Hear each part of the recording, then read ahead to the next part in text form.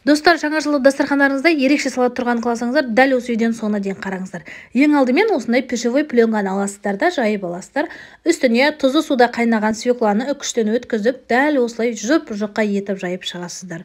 Достар, менің арамда жаңа жылдық рецепттер өте көп және жаңадан тағы шығатын болады. Соларды жіберіп алмас үшін менің каналыма тіркеліп, яғни подписаться бөлімін басып қойсаңыздар, және де менің жаңа видеоларым сіздің алдыңыздан бірінші шыққанын қаласаңыз, қоңырауша белгісін басып қойыңыздар. Дәл осы свекланың үстінен майонез сеуіп, бір тегіс етіп жағып шығасыздар қасықпен немесе лопаткамен.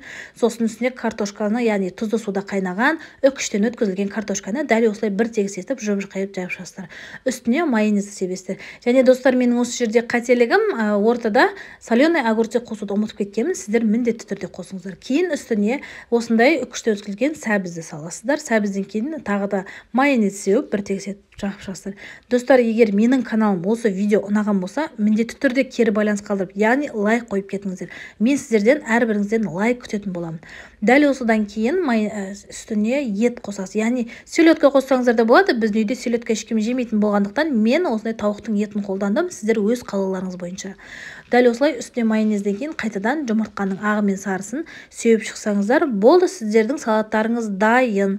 Енді орауға кірісеміз. Кішкене бетіне майонез сеуіп жүрсеңіздер де болады, өз қалауларыңыз. Орағанда да ұқыптылық керек.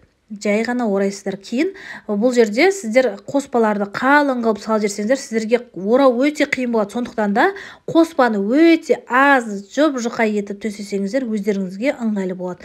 Дәл осылай оралған салатты холодильникке 2 сағатқа қоясыздар. 2 сағаттан кейін алып жей берсеңіздер болады. Немесе 1 сағат қана тұрса жеткілікті.